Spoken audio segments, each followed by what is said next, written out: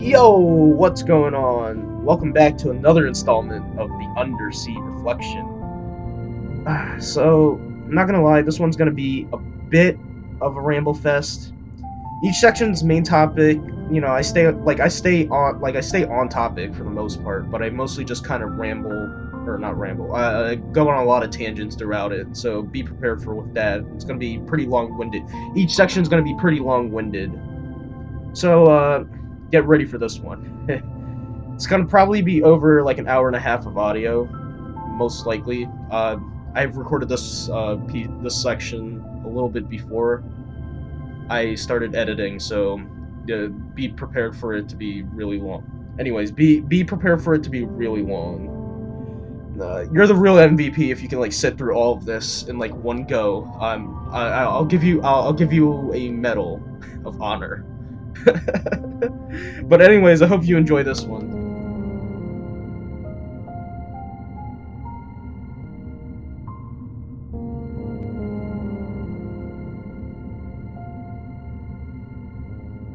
So it's been as of this recording, it's been literally 3 weeks since I uploaded.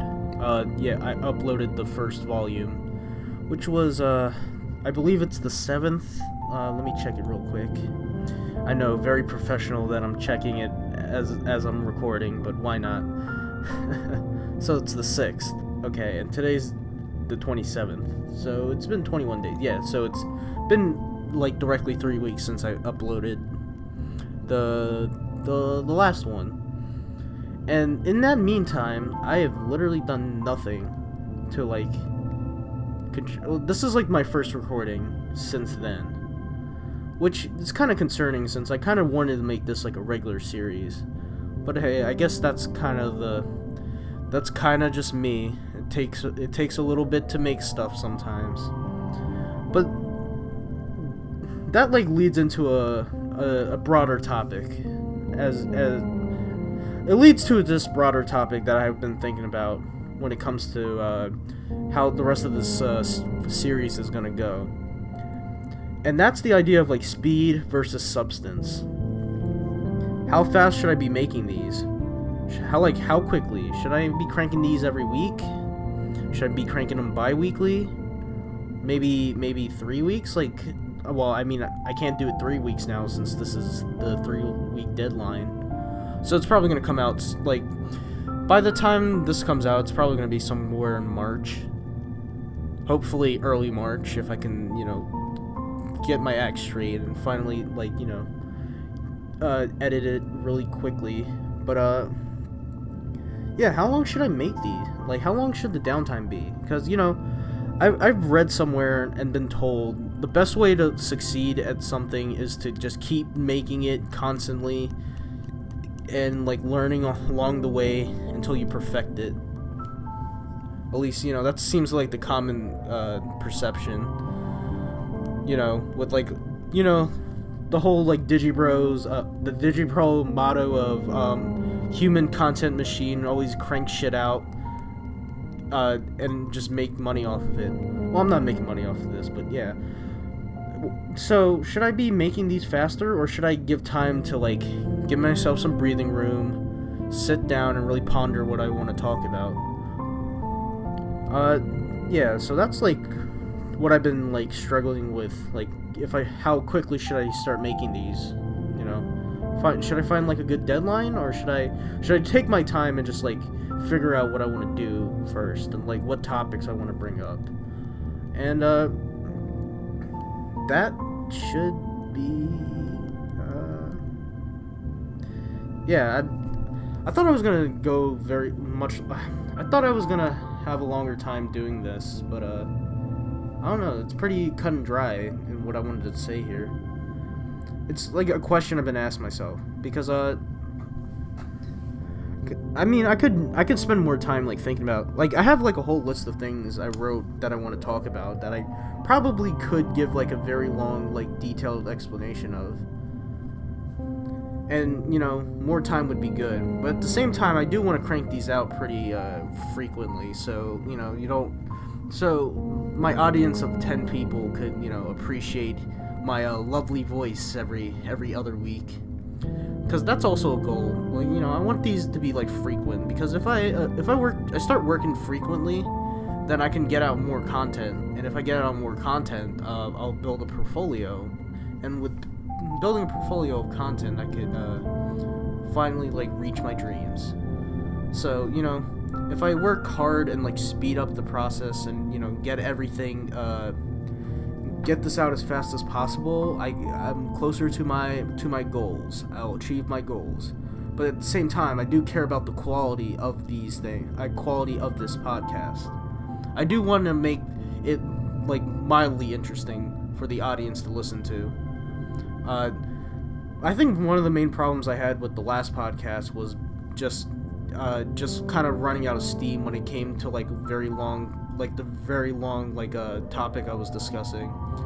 Specifically, I got criticism for the Dark Souls, the Dark Souls segment, which I now regret making. But oh man, I was just so nervous. It was ridiculous. Yeah, that's why I try to approach this with a more like casual attitude, because you guys don't want to hear me get all like anxious and shit. Yeah. So I want to make, but I also care about like the quality of the content. Yeah, like I'm repeating myself. Okay. No worries. Yeah, so I care about the quality of the content. I wanted to make it like enjoyable to listen to. I don't want it to be. I want you to hear the rambles. Like I don't mind rambling, because it seems like you guys are okay with it. Like you're okay with like the aesthetic of a guy kind of rambling over like a chill mellow beat. I mean, but I don't want to make it so like, I don't want to make it in a way where it's kind of confusing and it's kind of like, oh man, he's really reaching here to find something to say, you know. Yeah, I don't want it to end like that. So yeah, I just want to. I want to find that perfect balance between like what's the good time, like how find a fast time to upload these, but also, you know, make them have a good, decent quality. So the bi-weekly idea was floating in my head. That might be a good idea to give it like some like breathing room, but at the same time it comes out slightly frequently, like somewhat frequently. I can probably get, and if I do it like that, I probably could get a couple of these episodes out by the end of April or May. I can get at least like 3, 4, or maybe 5 in. You know, 5 more of these. Imagine that. Oh, well, yeah. I'm trying to imagine that. So, I leave this question. I want to leave this question to you, but at the same time, this is my decision I gotta make. And I don't want to pigeonhole myself and say, this is gonna be bi-weekly from now on.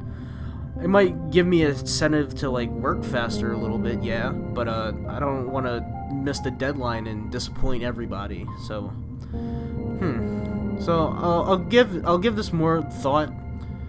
By the time I upload this this next episode here, I'll probably figure out what is like the timeline how quickly I want to make this, how much effort I want to put into it, you know. I have a lot of topics here. I'm probably gonna bring them up over the week. Really, like, maybe write them down a little bit so I can like come in like with a clear voice, if that makes sense. Like a clear yeah, you know, just come in feeling a little bit more natural, you know. Well, I'm just doing anything I can to help out and make this thing a little bit better than it actually, or better than it actually is, you know. Add a little bit of quality to it, quality of life for the listener and for me, as this is kind of a learning process for me. So, yeah, let's continue this journey. We'll see how frequently these bad boys get like cranked out, you know. Okay.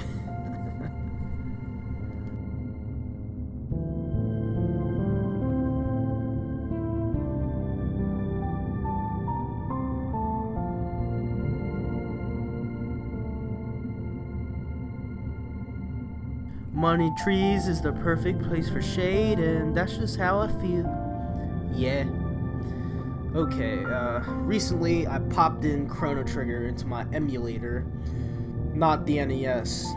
I wish I had an NES. Like, holy shit, that would be cool. But anyway, popped it in after maybe like, what, 2 years? Yeah, 2 years since I played the game. And, like, holy shit. Sometimes you kind of forget how, like, well designed the game is. Like, Chrono Trigger is just, like, one of those special games that, like, you can't really replicate, even, like, 20, 30 years later. Because it's, like, a game that could only have happened when it happened, you know? Like, what I mean by that is, just look at the art style, first of all. You got Akira Toriyama, my boy, the creator of Dragon Ball. He has such a unique, distinct, like, art style that I don't think anyone could, like, even close to, like, get on the same level. I don't know why. I like the kind of chubby-ish bodies and the short, like, and like the short round faces and all that. And it has this like pop out style, if that makes sense. Like it really, like, if you looked at any of his, like, mech designs, they look super cool. Or like anytime he makes a, what's it called? Like, he makes a vehicle design, like a plane or a car. And not just that, not just the planes and cars, but like the characters themselves. Like, you know, you got your Goku and all that. You got your Gokus, you got your Ariel or Arles. I still don't know how to pronounce her name even till now. Arale, yeah. You got your Arles. Yeah. So you got all these great, like, character designs that are, like, distinct, and you could, like, they're like the type of things that I would get stickers for and put them on, like a backpack or something. Anyway, back to Chrono Trigger. So you have these distinct designs of this famous mangaka. Then you got both your boys, Sakaguchi, the creator of Final Fantasy. Okay, whatever. The creator of Final Fantasy, back in this game, trying to make it more like Final Fantasy, making it a giant epic. And then you got your boy from Dragon Quest, I forget his name, the creator of Dragon Quest. I'll pull his name up real quick. So you got him too, and they're all brainstorming, like, how are we gonna make this the best game ever? Or like a JRPG unlike any other JRPG ever in history. And then there were like two words. Time travel. Yuji Horii, that's his name. Dragon Quest creator. Yes. Time travel. And also let's make the battle, let's make those transition into battles be, like, seamless. We're not putting them on a different, like screen or anything. They're in the same, like, map, and they're fighting kinda in real time. Also, another thing, the game is just gorgeous looking. If you, like, notice any, like, look at the pixel art of, like, a lot of people bring up Chrono's room. Chrono's room is surprisingly really detailed for you know, the beginning part of the game. Like seriously though, like, hold on, I'm gonna pull it up so I can remember exactly how it looked. Chrono Trigger, Chrono's room. Yeah, very professional. I love how professional I act when I'm here, like when I look shit up in recording, but who cares? God damn, there's no good pictures. Wait. Oh, I'll find it. Yeah, here we go. Yeah, his like house is really distinctly detailed. Like there's like a lot of good like shading on like everything. Like even the plants have good shading on it, surprisingly. For this is a game that's 16-bit that came out in 95, right after like Final Fantasy 4, which, or not 4, sorry, 6, which, you know, it's a good looking game, but it's not like I wouldn't say any of the areas are super detailed, not unlike Chrono Trigger. Chrono Trigger just has like, they put so much like dedication into like every small little bit of the world to make it feel like a little bit more real, a little bit more like of an exciting place to be. And it's a very exciting place to adventure through. You can't really get a game that felt like it was really on an epic scale like this game was. I mean, you know, you get your Dragon Ages and all that, and they feel like grand epics in themselves. But there's not a lot of games where like you play you're like a swashbuckling anime protagonist and you're going through time. You go from like fighting like monsters in like the Middle Ages to switching up and going into like the far future and fighting against robots, and then like switching up and going back into the deep past where you're fighting dinosaurs. No one has ever attempted that. Like, no one has attempted that before or since, just because Chrono Trigger, when they did it, how Chrono Trigger does it is so like, okay, a lot of these ideas should be like contrasting each other. They should not mesh well, but they do. Like, they just do. Like, it feels kind of seamless in how it's made. And I just love that there's like a lot of characters that have like a distinct look to them. Like, I get it, like a lot of the characters look like, you know, typical Toriyama shit. Like, you know, Chrono looks like you're like Goku kind of with spike. Like, you're a typical Dragon Quest protagonist with the spiky hair and the sword. But Chrono has like a distinct like color palette to him too. Like, it's not like usually he makes like blackish hair for like all his characters. If you just like, yeah, if you look at like Toriyama character design, it's usually for like Dragon Quest characters, they're usually black haired and they usually look like Gohan or Goku or Vegeta a lot of the time. And a lot of people say he looks straight up like a Teen Gohan. But he's distinct enough with like the headband and, you know, the red hair. Plus, you know how Chrono's hair kind of like spikes out is pretty different than Teen Gohan. So remember that. And then, you know, you got like Isla. I think her name's Isla, the cave woman. She looks straight up like Launch, like blonde hair Launch. Yeah, that's fair. That's a fair criticism. But, you know, because wait, hold on, let me get a picture of her, a better picture of her.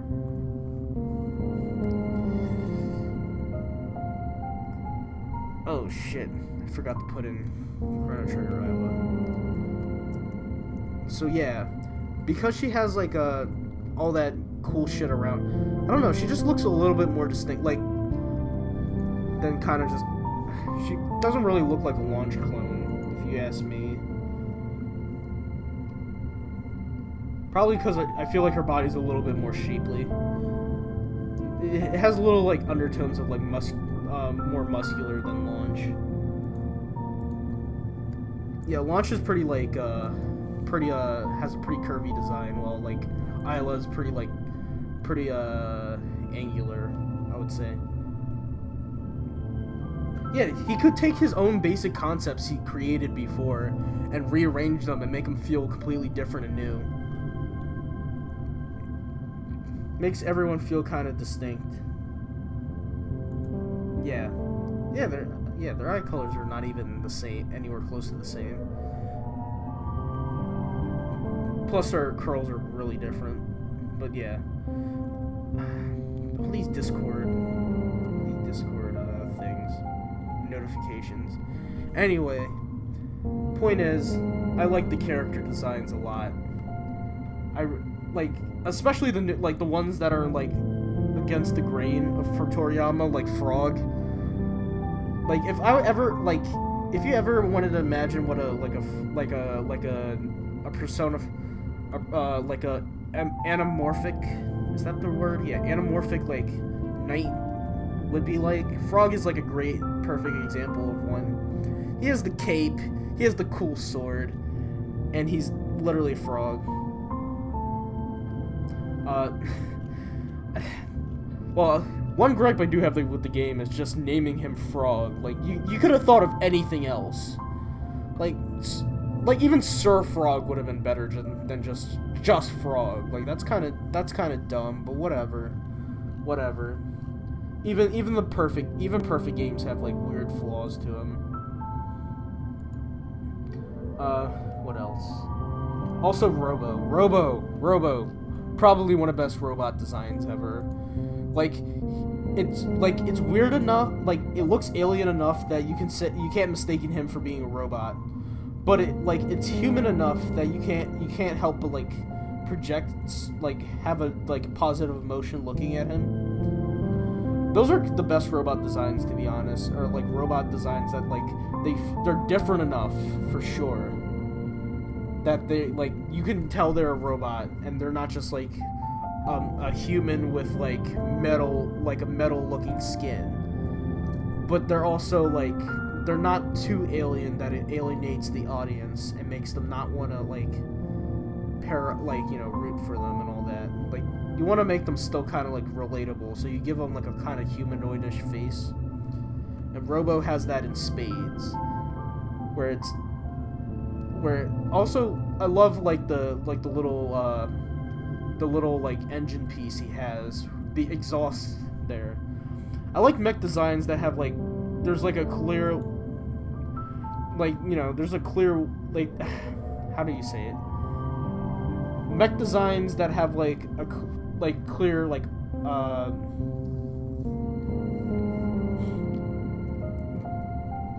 it has like, okay, I would say Robo has like a steampunkish look to it, even though he's kind of like, he's from like a far future, which makes sense because like Chrono Trigger has like the parts of the Chrono Trigger timeline, like the one Chrono and Marley and Luca are from, has a very steampunk look to it, so it makes sense that a future, like their world's future would be would have like a very steampunk look to it. And I like how Robo is a very like steampunk styled robot. And I just like the little engine exhaust he has in the back because it gives that steampunk vibe, or that dieselish steampunk vibe. Well, okay, steampunk would be more like an actual chimney coming out of him. The exhaust fume is more diesel punk, which is a different setting type. Plus, I've always just liked the robots in general. I always liked the robot designs in general, stemming back all the way from like my Sonic the Hedgehog days. So yeah, that's why Robo's so fucking cool. And then let's get to Magus. Magus is top tier. Not only is he a top tier villain design, he's like he looks legitimately menacing, no matter like what picture you put him in. But I also like the idea of the evil sorcerer being a partner for your team. That's really awesome. That was like a design choice that was not would not have been common, which would have been like kind of unthinkable. Like, imagine the final boss in any game joining up on your team to fight a boss that's even worse than him, And Magus really like has the like evil sorcerer vibe like down to a T. He's really like, him being like a playable like character was like a cool addition to, like, a really great addition to the game, and just made it like feel more memorable as a result. Plus, okay, I gotta gush on how awesome his boss fight was. His boss fight is the most aesthetic way to end, like, the first, like, I want to say that's, like, the midpoint of the game. That's, like, straight up the midpoint of the game. But it's built up like it's, like, the final battle for sure. Like, you go through this entire castle, this very, like, creepy, like, gothic horror-styled castle. Feels like a final dungeon. Definitely feels like the final dungeon of any, like, other RPG, for sure. You go there, you beat the bosses in there, you go through all the trials, and then you get to him. You get to him, and I just love that part where you walk through as you're walking up to his, the area where you fight him, the candles are just being lit, and the beginning part of his theme starts playing, and it's very, like, calm, and has a very, it's ominous, it's a calm but ominous feeling as the little, like, ocarina sounding, like, instrument plays. And then you come up and you see that he's, like, in front of this, like, kind of altar, this demonic altar where he, like, you got like a evil looking demon in the background, and it has, like, a little, like, I want to call it it looks like it definitely looks like a demonic summoning place, which I'm pretty sure it was. I'm pretty sure it was, like, a demonic, like, summoning for, like, for what's his name? For Lavos. Yeah, it was, like, definitely like a ritual sanctum type of place. But yeah, it was cool. The music was awesome. The vibe was just right. It felt like a real final battle. And then you realize, oh shit, the fight's not over. By stopping him, you're not stopping Lavos. Lavos is, like, his own entity. Lavos is his own villain, and you're like, oh shit, this game is not over. Like, and you go into,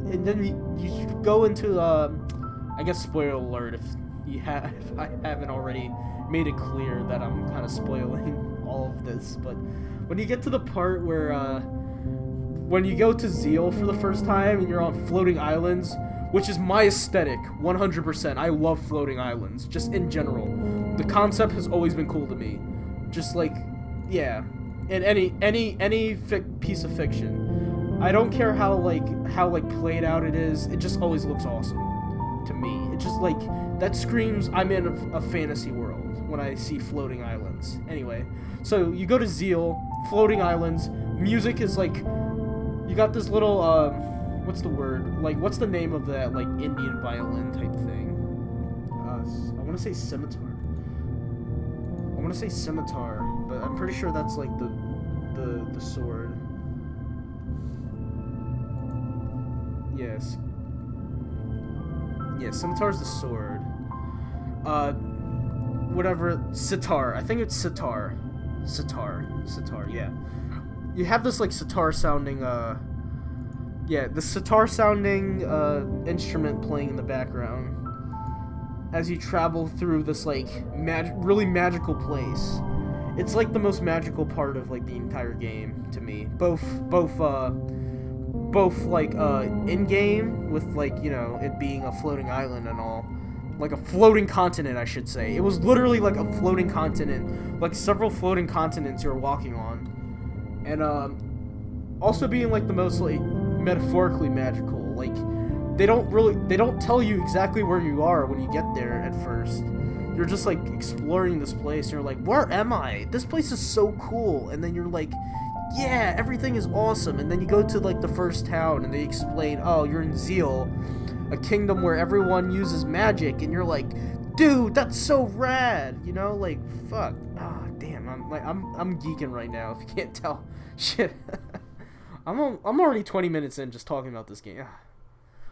Well, you know, let me make one last point.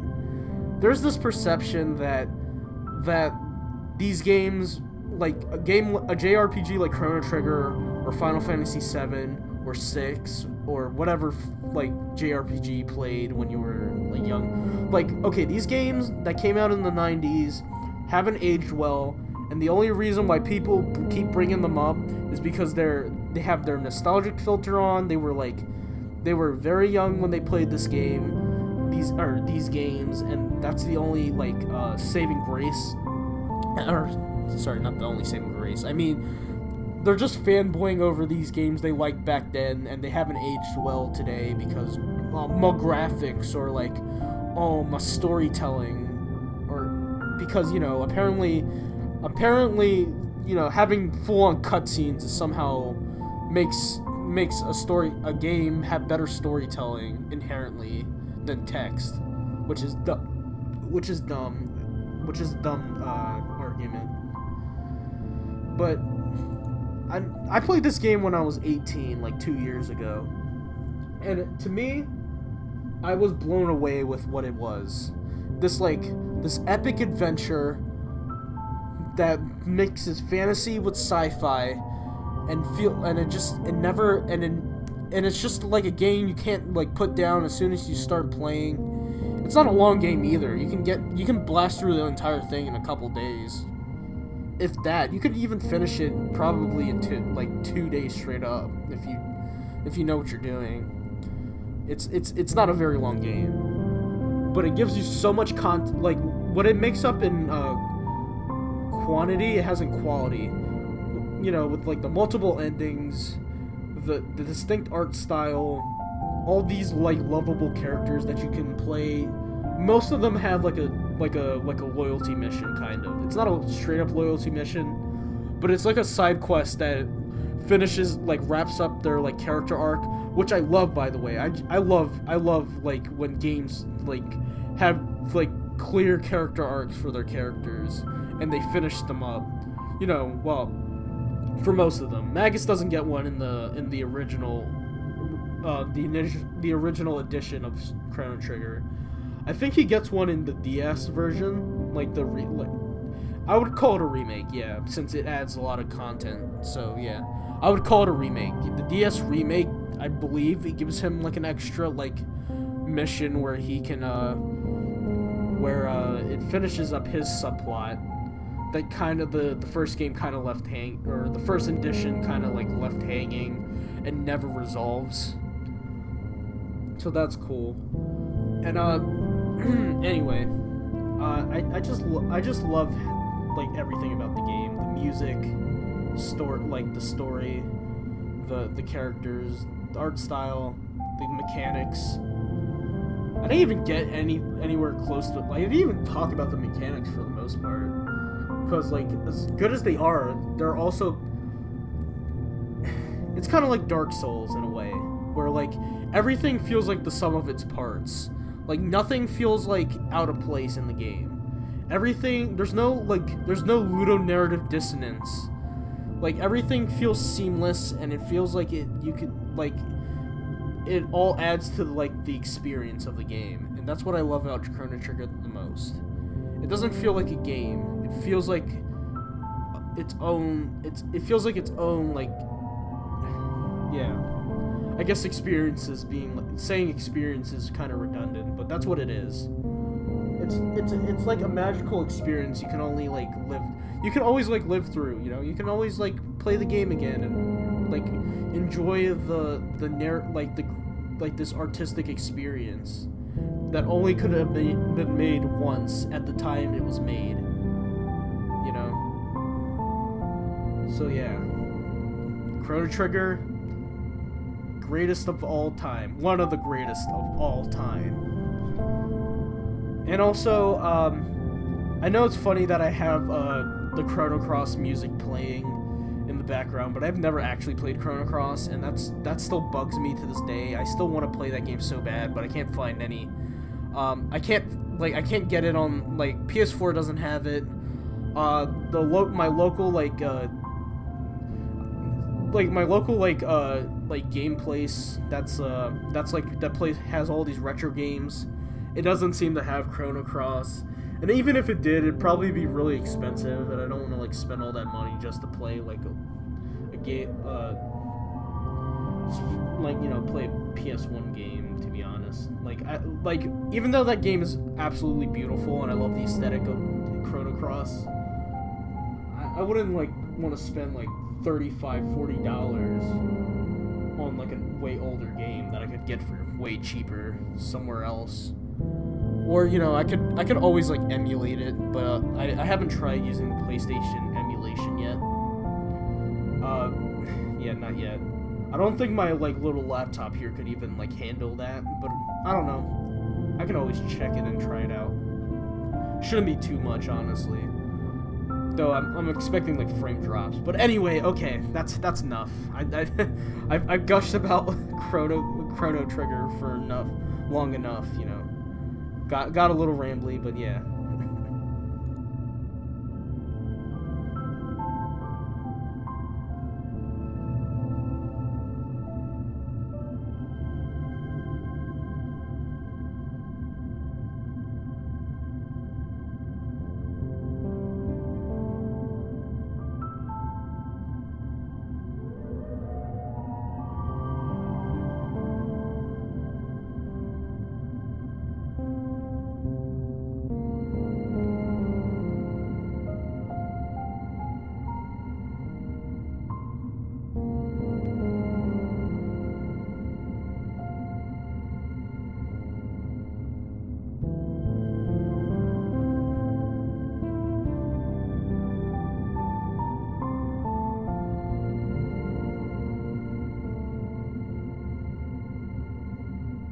Oh boy.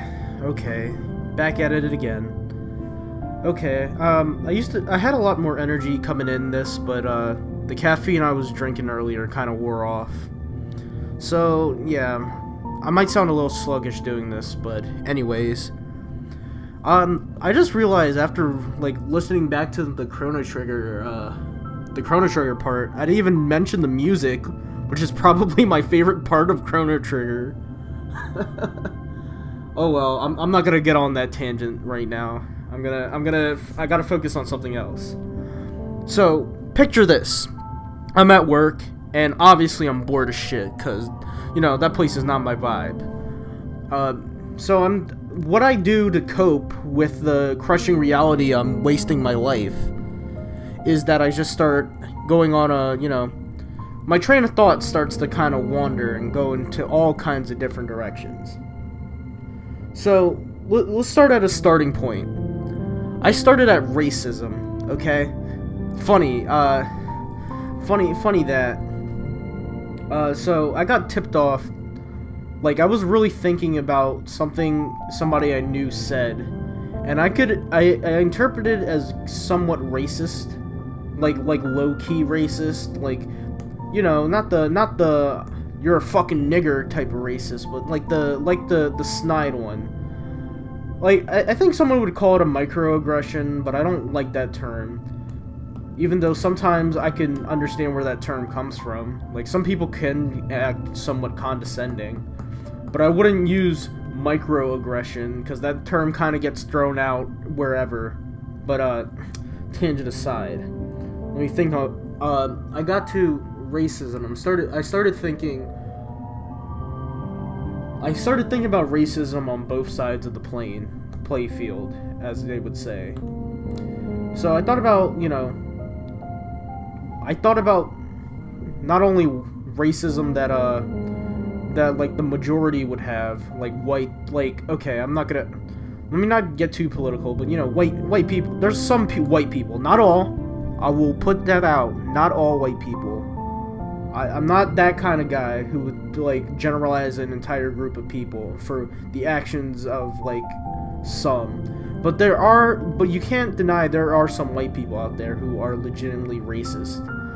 And sometimes they don't even know it. Like, they're not actively trying to call, say, nigger this, nigger that, get out of my country. But, they'll have, like, snide comments. They'll follow certain stereotypes.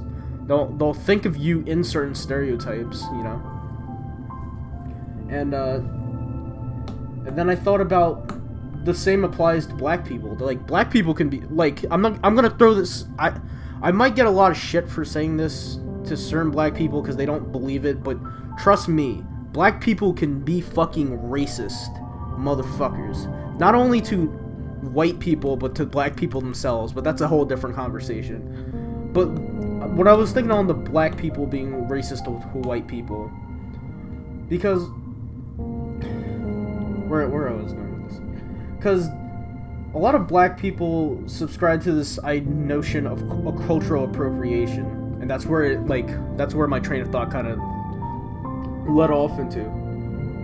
Okay, I forgot to mention. Imagine me telling me how I'm explaining it to the audience right now. Imagine I'm explaining this to myself, like I'm some kind of lecturer trying to give a lesson on a certain topic that I feel like I'm experienced. I feel like I'm experienced in a certain topic, and I'll act like I'm a lecturer for that topic in my head, because I don't know. That's kind of how my thought process materializes. Yeah, let's go with materializes. That's how it or manifests. Manifest is a better word.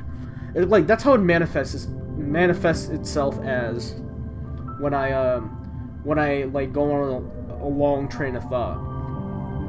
So I get to cultural appropriation. Now, I personally don't believe the idea of cultural appropriation. I believe in a thing called being a culture vulture. You can use a culture to culture vulture and cultural appropriation are pretty they're usually linked together, but I kind of see them as very different. I think cultural appropriation is when people claim it's when somebody does something that doesn't belong to their culture, and thus they're not allowed to do it, which I think is a dumb notion, since all of human... Okay, well, here, I'm forgetting about the culture vulture part. Culture vulture is just, you're just fine, you're going into somebody's culture and just straight up exploiting it for the most part. But I would say most accusations of cultural appropriation is not really a thing. It's not being a culture vulture. It's they're offended by the entire idea that that somebody else can find something unique about a different culture and wanted to attribute it to their well, not attribute it, want to celebrate it in a way. Okay, perfect example is the dreadlock thing, because most people in America, or a lot of people in America, are very hung up on the idea that dreadlocks is a black thing. Only African American people can have dreadlocks, even though dreadlocks have been around for thousands of years, and many cultures have used it. But okay, let's pretend only black people have invented it. I don't really care if a white person puts dreadlocks on themselves. That's how they build their identity. That's how they whatever. It's not it's not a serious thing. You can do that. There's people who take dream catchers. They have dream catchers in their cars and shit. I don't think they're trying to actively offend Native Americans by doing that. If anything, they're celebrating their culture and taking their symbols and attributing to their lives too. So showing a deeper cultural understanding more than anything. It's not being a culture vulture. They're not necessarily exploiting people for it. Maybe the companies are, sure, but I wouldn't attribute that to the person who just bought a dream catcher in their car, put it in their car, and they wanted to somewhat understand the way of Native Americans in a way. Even then, sometimes it's just a dream catcher is just a cool looking thing to put in your fucking car at the end of the day. Culture of context or not, that's what a lot of people do it for. There's no malicious intent behind it. So yeah, my mind is thinking about cultural appropriation for a while, and then I'll continue on the point where all of human history has been the spreading of ideas and spreading of cultural artifacts to one another. This is not a new thing. This is not like the white man trying to steal all of culture and like make it their own. It's not this global conspiracy. That's just how things have happened through thousands of years. Like certain ideas just got spread from one group of people to another, and that other group of people have taken that thing, and then they either expanded on it or like they used it as a way to celebrate the other culture. And like used it to understand the other culture and find a piece of find like a mutual ground between both cultures. So case in point, my mind went on to Buddhism, the spread of Buddhism, because I think when I usually think of the antithesis of the idea of cultural appropriation, I always think of Buddhism and how that like religion spread. I mean, you know, you could say the same thing about like things like Christianity, or Judaism, since they're way farther out from their roots as well. But I use Buddhism because why not? I like Buddhism as a religion slightly better. I don't know, or something. I don't know. I just like the Oh, good job crashing on me again, Audacity. I don't think it's a... You know what? I don't think it's Audacity. I think it might be this mic here that's crashing. And that's why it's, like, suddenly... Yeah. I'm starting to think it's the mic, so I might need a new mic. But, yeah. I'll think about that later. Right now, I gotta continue my point. What was my point?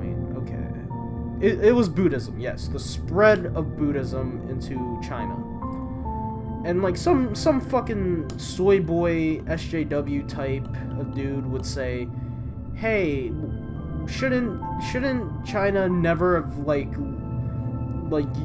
practiced Buddhism, since it was predominantly came from it was like intended for it was created by an Indian person, intended for the population of India to practice, and is derived from Hinduism.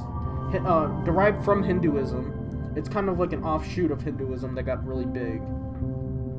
Shouldn't that be considered cultural appropriation? And that, my friend, you need to call bullshit on, because the spread of ideas, you can't stop something like that. Like, even though the intended audience was probably not China, since, you know, I don't believe the Silk Road was established when Buddhism was like being first conceived. But still, the spread of the idea is fine. That's how like ideas are spread from one group to another, is through contact with one another, and one adopting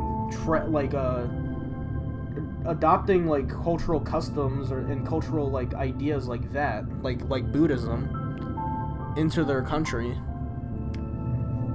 So where was I on this?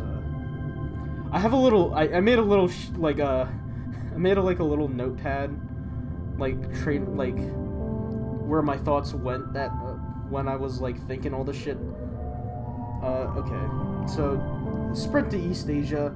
And, you know, and through China, since China has like a lot of, China's like the main part, we'll say the main part of East Asia, where it kind of everywhere, like, anytime something touches China, it kind of spreads out between the other countries in a way, or at least historically, that's how it happened. You know, that's why you have Buddhist, like, text and Buddhist, like, ideas in Tibet, in, like, Taiwan, in, Korea, and Japan. And while I was thinking about Japan, because, you know, being a weeaboo and all that, I started thinking about, like, how, like, what, like, kind of, Buddhist ideas hit, Japan. And I thought, the first thing I thought was Bushido, the practice of Bushido. On, like, the Wikipedia page, it does say it was born from, like, Confucianist ideas, but also adopted Shinto and Zen Buddhist influence into it. So, yeah, it's like the spread of Buddhism affected cultures, like in ways you would never think.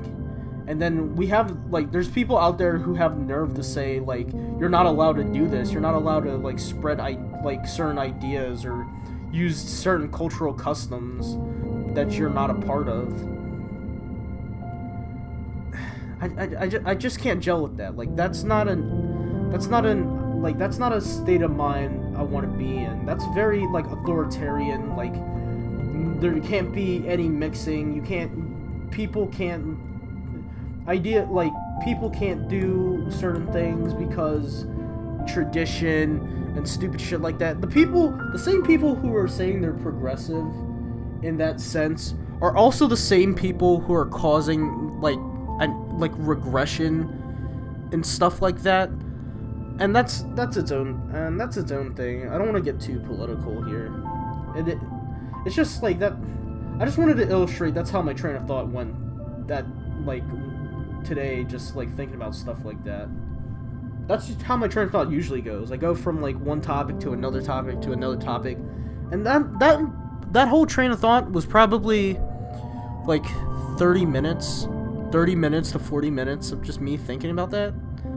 That's not that long. I spent 8 hours at my job. I just thought of this like crazy like bullet point styled like presentation in my head in a fraction of the time I spend there. But yeah, just ideas are always like popping in my head all the time, and part of the reason why I created this thing in the first place was to, you know, get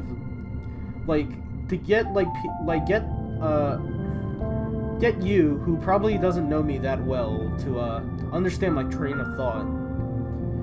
And I would link my train of thought to a bullet train. Funny, because I was just talking about Japan. But yeah, I would link it to a bullet train where it kind of just goes from next point to next point to next point to next point in this like really kind of rough fashion. I might spend longer sometimes in like one part. If I'm going by this analogy, I might take a stop and like stay there for a while thinking on this idea, so to speak. But then I'll immediately like hop on a different idea, and I'll just start thinking about that for a while. And I've always wondered if other people out there think just like that. I'm assuming most people do, but I've always gotten the impression like that most people just think about whatever's in front of them. Like they don't have any lingering thoughts. Maybe they'll probably think about what they're gonna do later that day, or they'll plan out the rest of their day. Or some people might just be thinking about the task at hand and just focusing on that. But for me, my mind just kind of wanders, and it likes to wander because I'm not going to be a pretentious asshole and say I'm an intellectual or anything, but I don't know. Like, my mind just kind of is somewhat analytical, and it just sometimes wants to, just think on certain information I have and present it to myself and see if I'm, missing anything. Because as I was recording this as we speak, I was looking through the spread of Buddhism through the Silk Road and Bushido. It was just and I would have never done that had I not just thought about. If I never just thought about what I was on. Let me see if this is still recording. Okay, yeah, it is. Yeah, okay. I would have never thought about I would have never thought to have researched this shit if I didn't take a moment of my day just thinking about it. And I kind of like that about myself. If there's anything I would take, I can say for sure that I do love, like about myself. It is that idea where I can go from lots of different ideas and just jump from the next one to the next one. And I'm kind of happy about that.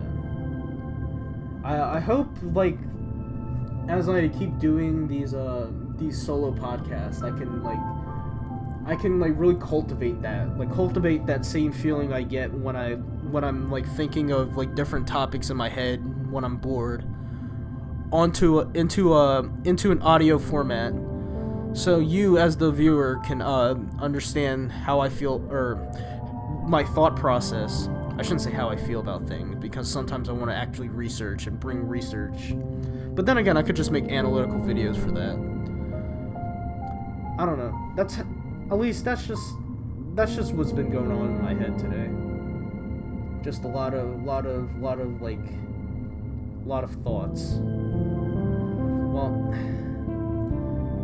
yeah, I feel like I'm kind of running out of steam. Oh shit, it's already 10 o'clock. Okay.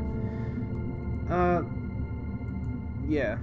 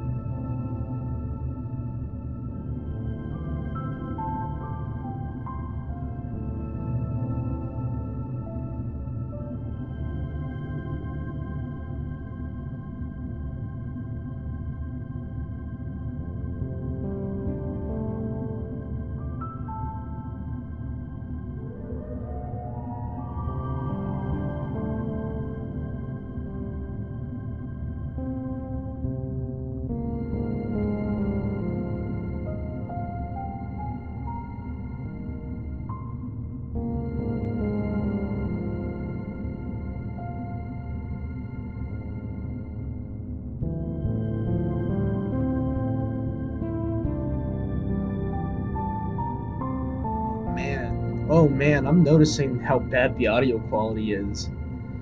I mean, that's kind of what you get for getting one of these things, snow. I was about to say snow globe. These snowballs. Yeah, they're not of the highest quality, but they do the job. So, anyways, recently I've watched an entire 9-hour critique series by a man named Muller. I believe that's how you say his name. So yeah, he has not recently made, but I've watched his entire series known as in defense of Dark Souls 2 dash a measured response, which is a critique response to H Bomber Guy's quote unquote, or well, I was gonna say quote unquote beloved, but I don't think anyone really truly likes that video, except for like his diehard dick suckers. His in defense of Dark Souls 2 video, which is a bad video. You don't really need my man Muller here to really go into it and explain why it's bad, but he's gonna do it anyway because I need more long form like analytical content to consume. But yeah, it was a great series and I enjoyed it. It reminded me a lot of Matthew Matos's 6-hour epic, his Dark Souls analysis. Was it Dark Souls analysis? Hold on, give me a second. What the actual name was? I'm gonna post both of these videos in the description anyway, so don't worry people. You don't have to search through the internet to find these two masterpieces. So it's Matthew Matos's. Oh wait. Oh, what do you know? A related channel to Muller is Matthew Matos's. Who would have thought two video game analysis would be linked with one another? Okay. Anyway. Ooh, Matt made a thoughts on Sonic Dreams collection. I'm gonna save that for later. But I think it was okay. Let me see. Was it the review or was it the analysis? Well, anyway, that's not the important part. The important part is remembering Matthew Matos's video about Dark Souls reminded me that I really enjoy a long-form analysis. That's why I got into Digibro in the first place. He was Not only was he analytical, but he had a lot of long form analysis, like the SAO series, like the original SAO video, which was, I believe, 45 minutes to an hour long. The SAO 2 sucks, you know, and like K-On! I never actually watched the K-On! Video, mostly because I want to actually watch K-On! Before I have somebody else shape the show's opinion. Shape their opinion for me, and I like to have like my own opinion first before I jump into like a loving analysis like that. But anyways,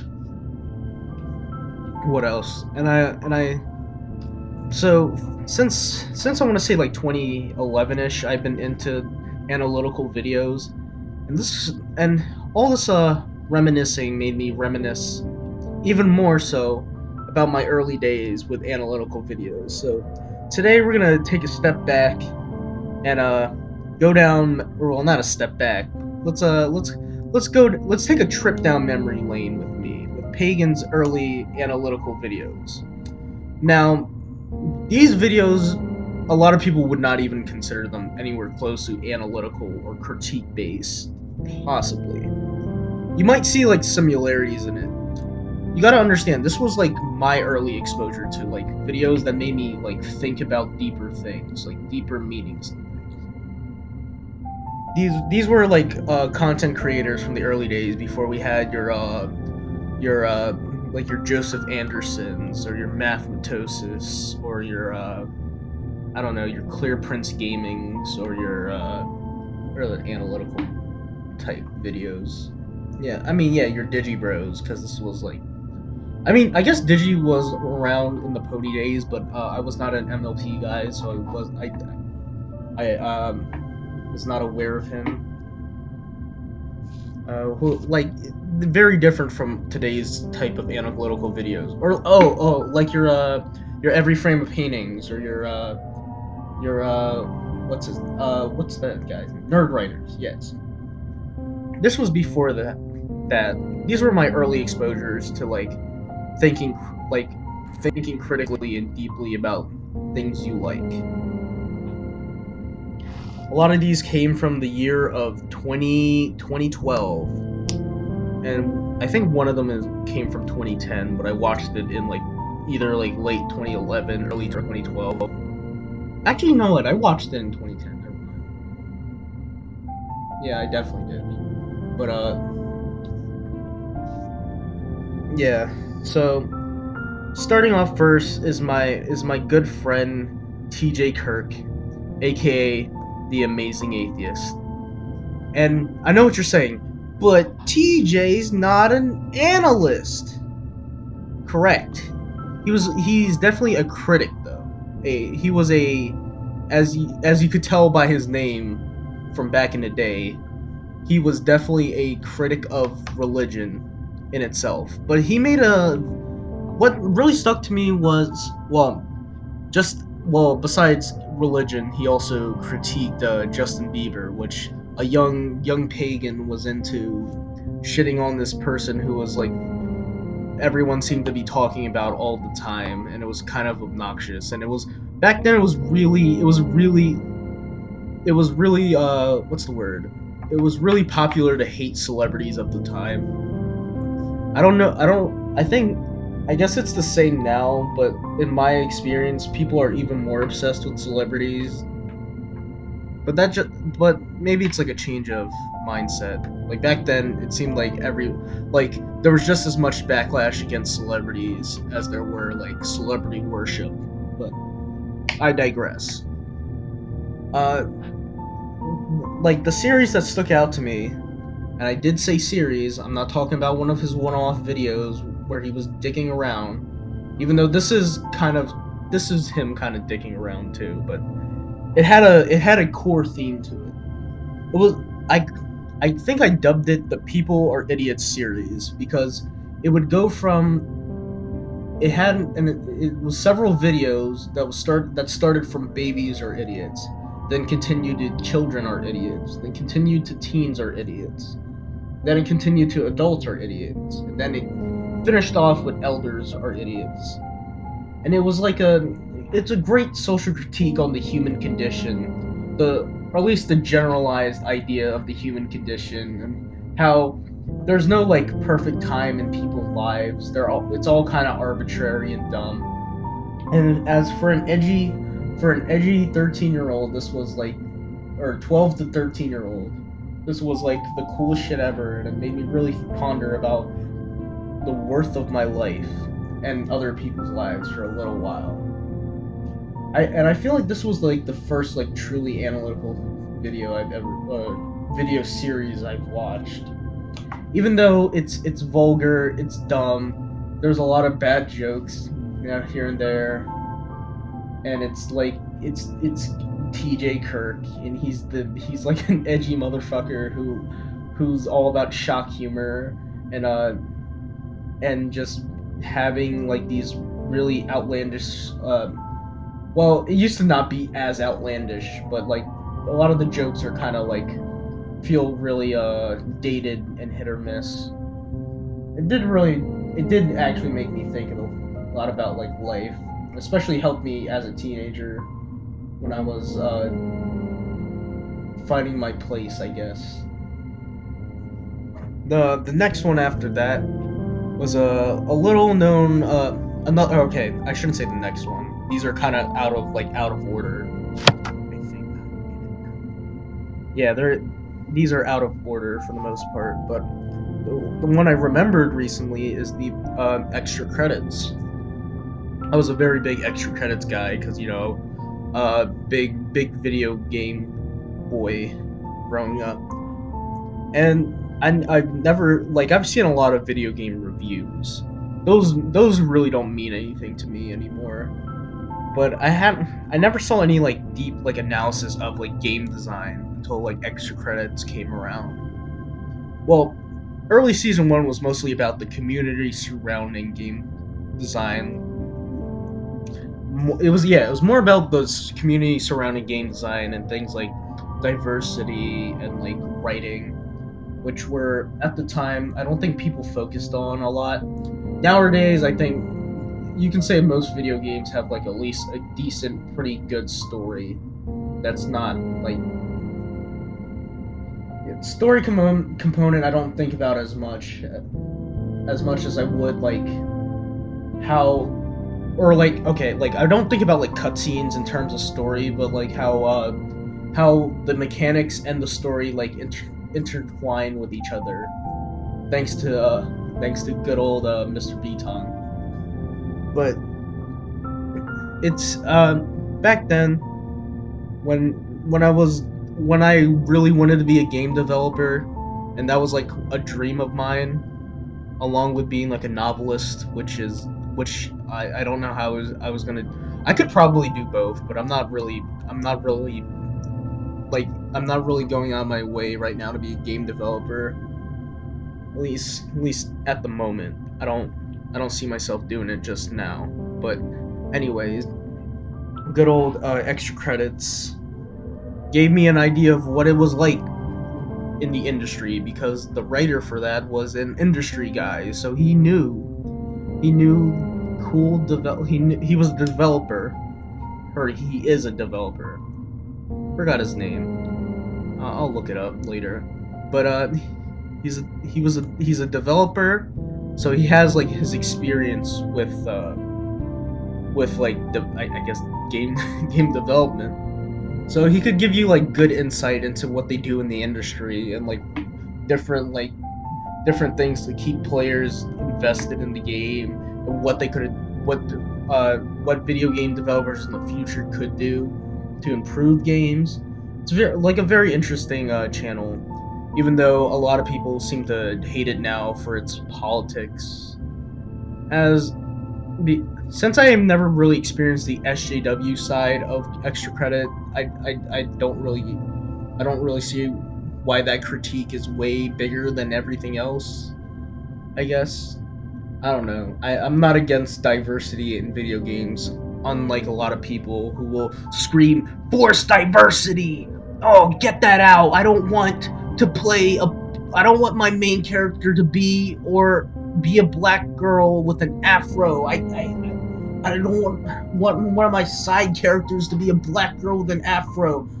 That's a very common critique, and I really hate it. And it's dumb. I don't know what is a problem with having a side character who is both female and African American who sports an afro. Like, that's not like, I get you don't like the sassy black girl stereotype. It's, again, a stereotype, and it can be boring, but it's not like inherently bad in itself. But whatever. Another tangent over.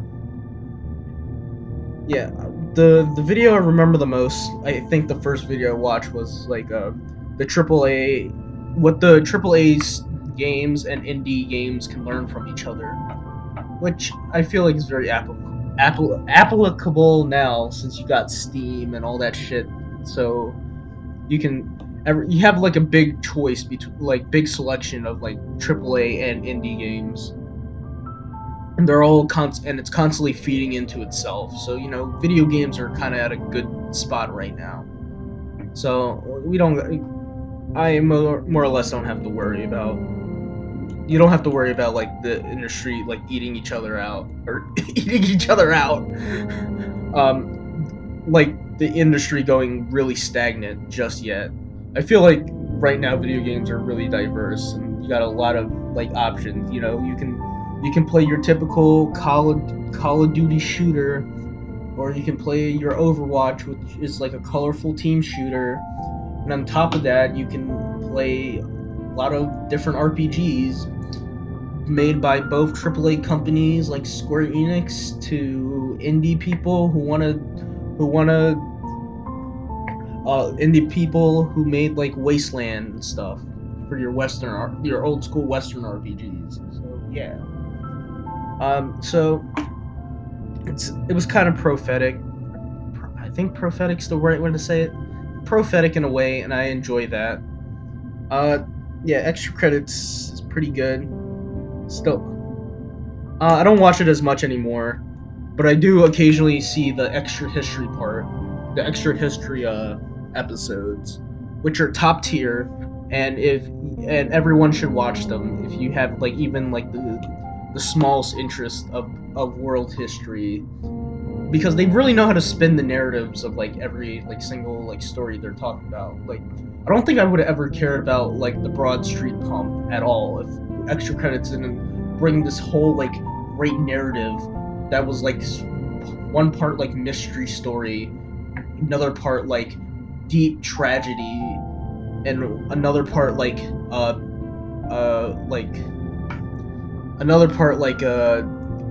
cool like a science story, I guess, because I don't know. It was a cool part of history that doesn't normally get talked about, and it was cool. Extra credits had the chance to like, I don't know, or yeah, they had the time to tell the world about a great story like that. Anyway, moving on. Another early analysis channel for me was PBS Idea channel. This is more of an actual analysis channel, unlike I guess the other two. Even though like extra credits was like video game development, and now kind of this. Yeah, PBS Idea channel in itself is more of like a straight up analysis channel, even though it's, you know, it's kind of like a far cry from like what we have today. But still, you had this guy named Mike who was a very likable personality, and he talked about our favorite video games and movies and stuff like that, and added an extra layer to it.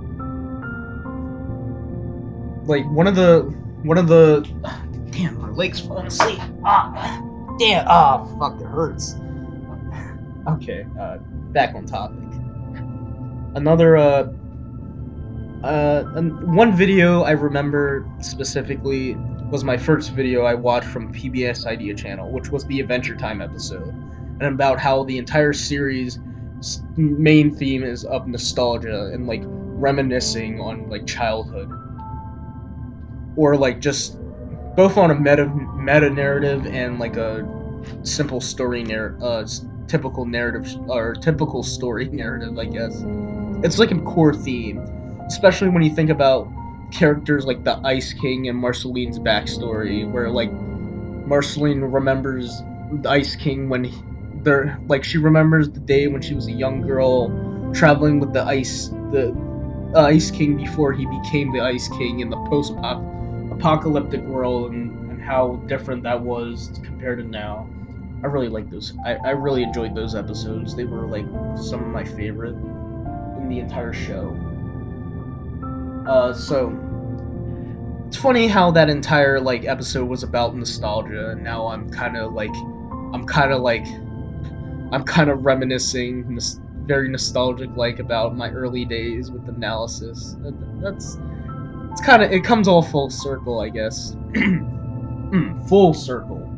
I didn't stutter when I said that. All right.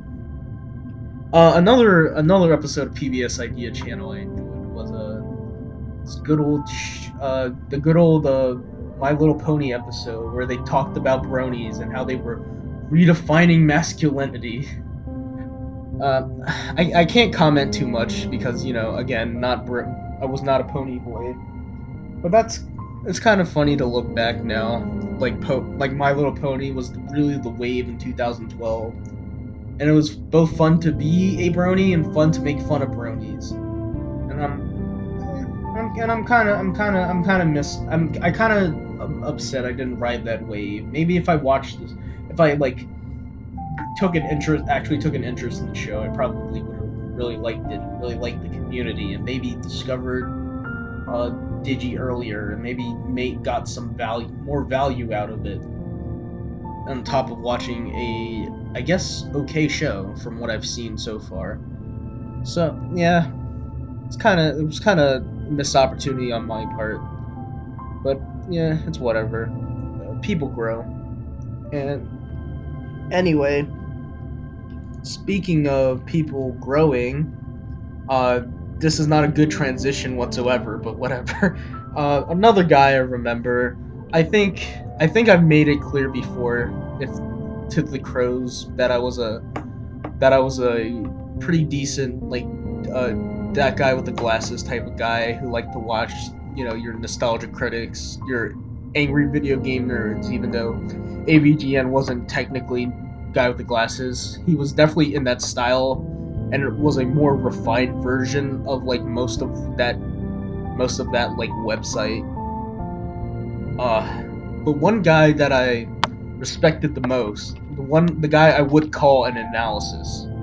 Well, before, you know, nostalgic chick dropped her fucking shtick and showed the world that she actually knew what movie analysis, or what real movie analysis was, and yeah, Lindsay's pretty good. But anyway, I'm not talking about Lindsay here. I'm talking about my good friend Noah Antweiler, better known as the Spoony One, who to this day, you might disagree, but I think he's proto Jesse for me. He was the Endless Jess before the Endless Jess to me. I think even fucking, I remember, like, in the Influence cast, they even compared Jesse to Spoony, but like, Jesse is inherently better in every way, and that is very true. They have like a very similar background. They had like very similar in like with the wrestling and loving Vidya and living in shitty, like, running the shitty like middle American town place. I don't know. They just have like a similar background, similar way of speaking, and I'm definitely sure Jesse was influenced by Spoony in some way, because, you know, Jesse was that guy with the glasses, like, guy back in the day. But this is not about Jesse. This is about Spoony. Before Spoony lost all his charm and all his respect from me as a content creator, he did make two very important, like, analytical pieces, or two analytical like series that I really much think about constantly as like my like which like really grew into my love for like long form analysis. And that was the Ultima retrospective. Let me say that correctly this time. The Ultima retrospective, which is his good long form analysis series, and then his Final Fantasy retrospective, which is his not so good long form analysis. Yeah, so the Ultima one, the whole thing. What's special about the Ultima now retrospective? So we get Spoonie's perspective, starting from playing every single. He basically goes through a rundown of every single game in the Ultima series, and he gives us an idea of each game, their story, their mechanics, their strengths, their flaws. We get a sense of it all, and we get the general idea that it's a good series and had a lot of interesting, cool concepts, and it was a generally great like Western RPG series, and we get to we experience that along with him, and we like laugh and enjoy all the great moments. And then we get to the end of the series, and he explains to us very thoroughly that this is what it was all building up to, and he shows us Ultima 9. And Ultima 9 is not a good game. It is not, at least looking at it both like mechanically, it's kind of janky, kind of like not a really well polished game to begin with. And it also, what was more damning, especially to Spoonie, was the game literally spit in the face of the rest of the series, where like apparently it made the main character a complete retard who didn't remember any of the other games, doesn't remember anything that happened in any game from Ultima 1 through 8, even though I'm pretty sure the main character technically didn't show up till like I think 3 or 4, but whatever. The main character known as the Avatar, I don't think he was introduced until like Ultima 3 or 4. But every other Ultima game. But yeah, so he didn't remember any of the locations, any of the characters, any of the events that took place, because they were stupid. Like EA was stupid and didn't want continuity lockout, but at the same time it kind of fucked up continuity because this main character somehow just didn't remember anything from the previous games, and it kind of just spits in the face. I think the very specific part for like Spoonie that got him really upset with the game was when the main character asked the question, "What's a paladin?" Even though the main character is a fucking paladin, and he should already know he's a paladin because he experienced several games of being a like heroic badass, plus his best friend who sacrificed himself courageously was also a paladin. And by saying that he doesn't know what a paladin is, he retroactively doesn't remember his friend and the sacrifice he made.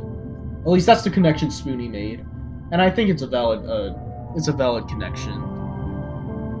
And he really gave me a sense of like how shitty.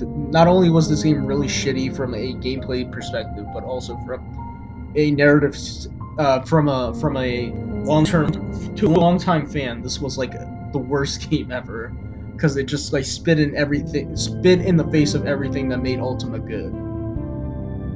And I really appreciated that. That gave me like a sense of like that you can do more than just reviews. You can tell like an entire narrative story out of your analytical your overblown analytical series you've made. And I really enjoyed that. Like it was kind of its own thing at the time.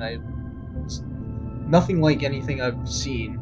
So I really appreciate, like, that's what made Spoonie like one of my favorite content creators back in the day. And then he made the more famous Final Fantasy retrospective, where he kind of just shits on each of the game, and it's not really good comparatively. He doesn't really get into like I feel like it was more nitpicking and just him just not liking any game after 7 because of, I guess 7 was just too great of a game that none of the other games compared, so they must all be bad. And looking back on them, I don't think they're that great. I should rewatch them and just make like a full I guess analysis. I don't know. I'll rewatch them and like up and just like think back on what he's saying and how much of it is valid and how much of it is just him being a fucking FF7 fanboy, and that's why every game seems bad. Oh, the reason why he didn't want to play Final Fantasy IX is just because even though it's like it's an inherent like a game that was inherently meant to like replicate the old games in a lot of ways, the reason why he didn't play it, he didn't play it in the first place just is because he thinks it's inherently bad, because he thinks every game after 7 is just bad, and I don't like that. And he goes really deep into like 8 and 10, which I haven't played 8, so I can't really make an opinion on that. But 10, after playing 10, I have to say 10 is a pretty decent game, even if the story is kind of lackluster in certain parts. I did like the characters. I don't think they're like bad characters. I think they actually have really interesting like character development for each character arcs. That's what I mean. Yeah, they all get like decent character arcs. Like Waka like taking responsibility as a guardian and learning to not be a racist asshole, and like Kimari like getting his respect from his tribe, I guess. So the main romance of 10 is kind of like iffy compared to the other games' romance. Plus that whole like scene in the lake is the corniest shit ever, with the fucking J-pop music. It was not. It's so corny, but it's a very 2000 style. It was just like a really like not really well done loves or romantic moment compared to like the other games. But whatever. Again, trailing off from the main point.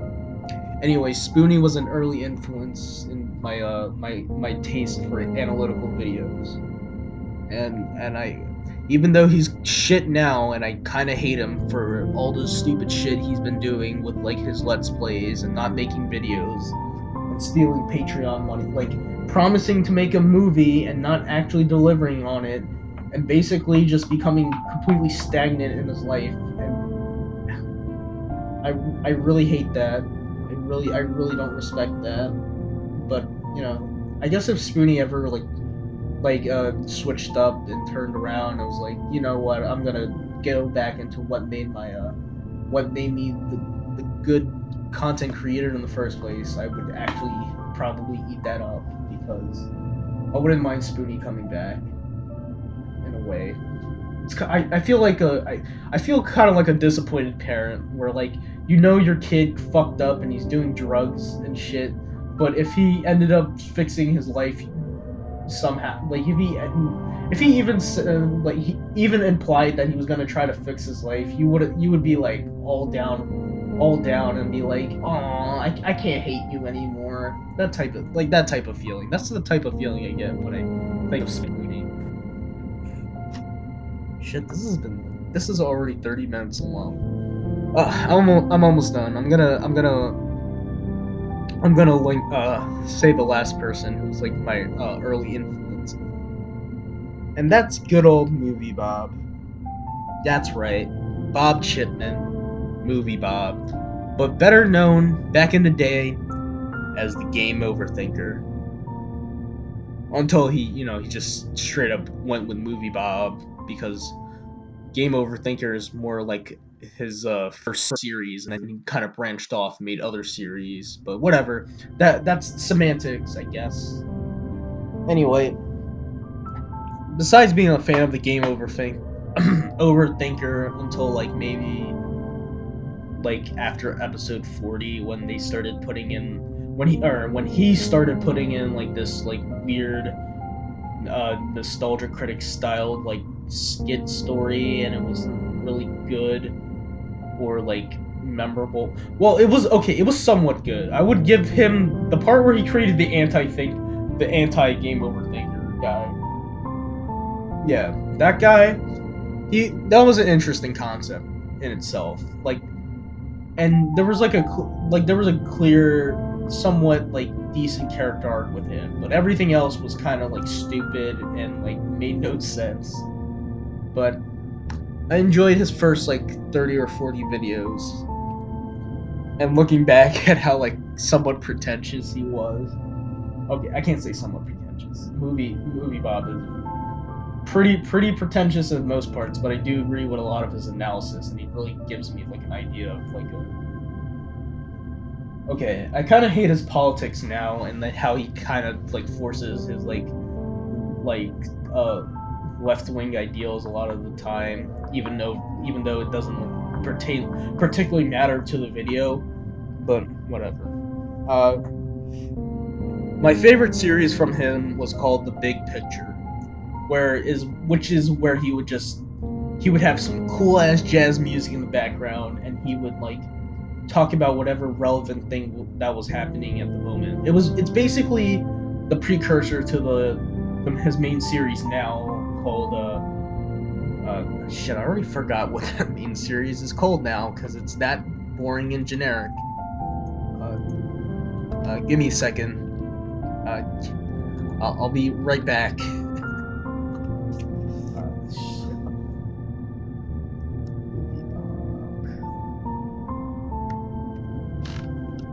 Oh, In Bob We Trust. Yes, that's what it's called.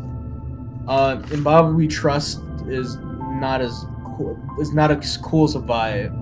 It's not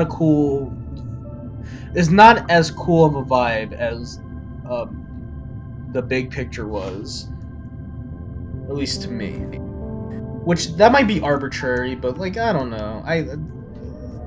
It's like, again, this is full of nostalgia, so there's gonna be like some like nostalgic filter shit here. I'm gonna look up The Big Picture. I just miss all that. I miss that like vibe of that entire series. Yeah, when he was working on The Escapist, those were the days. But anyway, Bob is a very articulate guy. He's a very nerd culture dude. Like he basically studies all nerd culture and like just every type of medium you can think of. He's like a constant content consumer. Alliteration. So he everything from movies to video games, obviously, because game overthinker, and movie Bob. Yeah, movies and video games to comic books to what else? Those I would say are his main three. But he seems to be very aware of television, and I kind of want to say like well, yeah, that's pretty much his main three, but they're broad enough that they kind of overlap with a lot of other things at the same time. So yeah, those are his big like television. Okay, television, movies, video games, comic books. Those are his four main things. He's very well knowledgeable of all those things. He seems to constantly reference them all the time and bring them up in his discourse. And he's very well. He's kind of a big fucking nerd who spends all his time doing that and being a lazy asshole instead of making like big form videos for the most part. But I enjoyed his actual long form movie content. The Really That Good, which are like he spends a good like 40 to 50 minutes, like analyzing an entire movie and like thinking deeply about it and seeing what actually made it a good movie, like both on a surface level and on a subtextual level. And that was like a very like inspiring type of like video.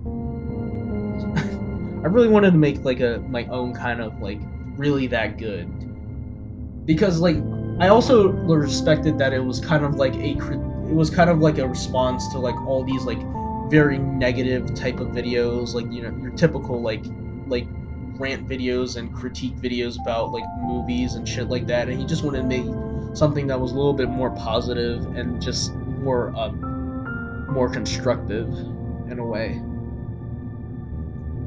Oh shit, my mouth is so dry. But yeah, that's Movie Bob in a nutshell.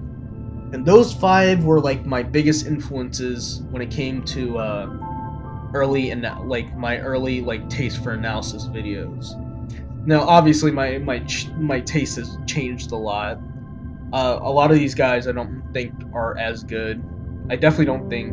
I definitely think some of them are not even necessarily like analysis videos. Like I wouldn't call TJ an analyst. He's more of a social critic, like I said.